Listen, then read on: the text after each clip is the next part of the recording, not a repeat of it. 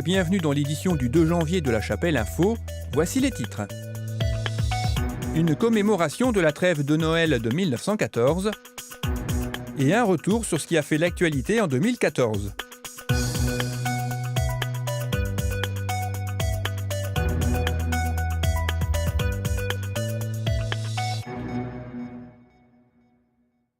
Le 24 décembre 1914, les canons se sont tus à Frolinguien le temps d'une trêve. Les troupes britanniques et allemandes se sont retrouvées sur le No Man's Land pour célébrer l'esprit de Noël, en partageant un peu de nourriture, quelques chants et même en organisant un match de football.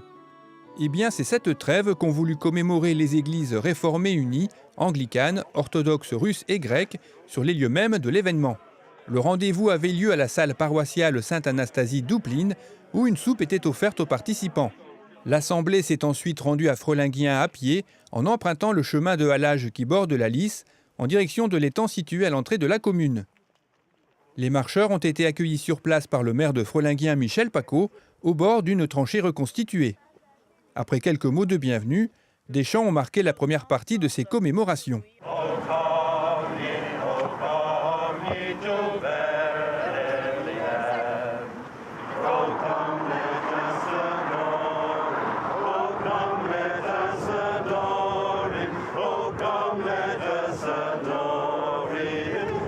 Bernard Cousin, historien local, a ensuite expliqué comment les événements se sont déroulés ce fameux jour de Noël 1914.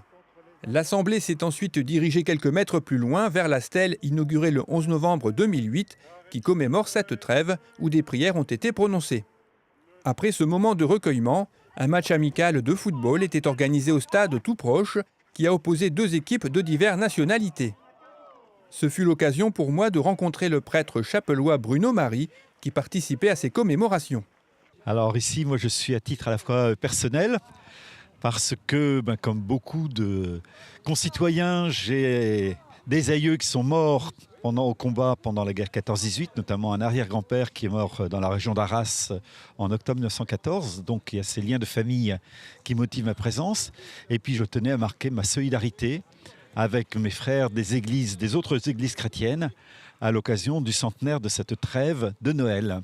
Alors trêve de Noël qui pour moi est un événement significatif dont on a à faire mémoire, c'est-à-dire qu'au cœur d'un conflit, des hommes ont eu le courage d'arrêter le combat, de se parler, voire de chanter ensemble et pour certains de jouer au foot, montrant par là que le désir de paix l'emportait sur le désir de guerre. Et je crois que de cela il faut toujours se souvenir, se rappeler de notre histoire pour continuer. Et puis ça montre aussi autre chose, c'est que la paix n'est jamais définitivement acquise. La paix, quelque part, est un combat, il faut la construire. On a des tas de bons motifs pour se battre avec nos voisins, avec tel ou tel, parce qu'évidemment, il y a des choses pas justes, il y a des conflits d'intérêts, il y a des tempéraments qui ne se comprennent pas.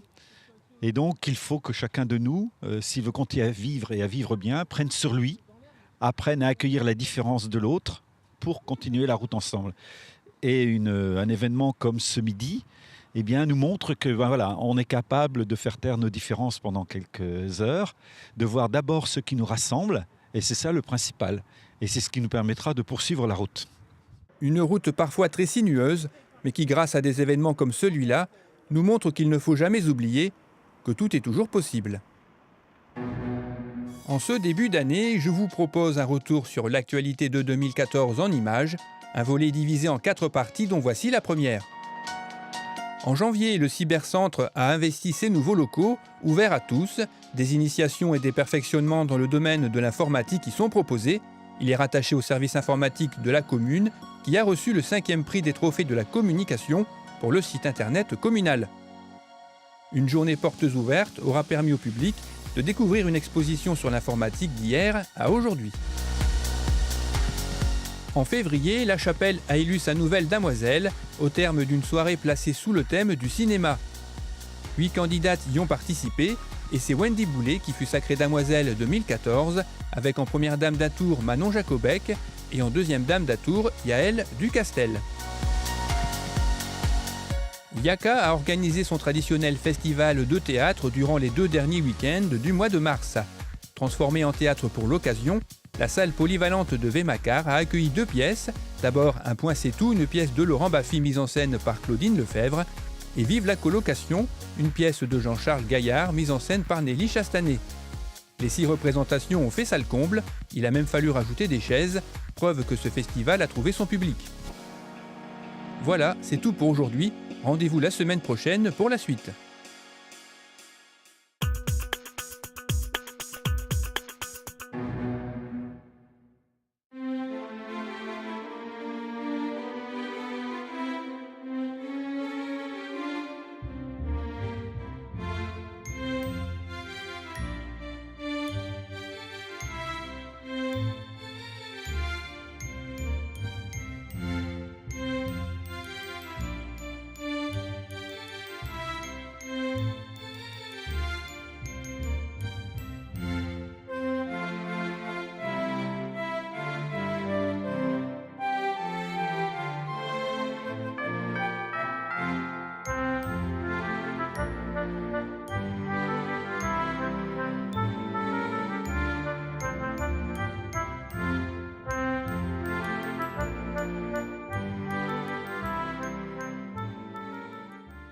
Cette édition est maintenant terminée, merci de l'avoir suivie.